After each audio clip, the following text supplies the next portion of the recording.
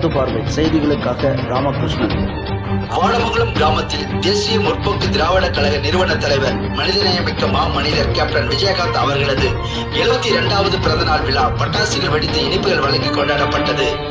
கிருஷ்ணகிரி கிழக்கு மாவட்டம் காவேரிப்பட்டினம் ஒன்றியத்திற்கு உட்பட்ட வாடமங்கலம் கிராமத்தில் முன்னாள் சட்டமன்ற எதிர்க்கட்சி தலைவரும் தேசிய முற்போக்கு திராவிட கழக நிறுவன தலைவருமான கேப்டன் விஜயகாந்த் அவர்களது 72வது பிறந்தநாள் விழா கொண்டாடப்பட்டு அவரது திருவுருவ படத்திற்கு மாலை அணிவித்து கட்சி நிர்வாகிகள் மரியாதை செலுத்தினர்.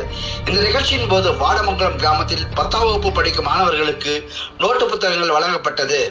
இந்த விழாவிற்கு ஊர் முக்கியஸ்தர்கள், முன்னாள் தலைவர்கள், ஊர் பொதுமக்கள் ஆகியோர் கலந்து கொண்டு விழாவை சிறப்பித்தனர். விழாவின் முடிவில் அனைவருக்கும் இனிப்புகள் வழங்கப்பட்டது.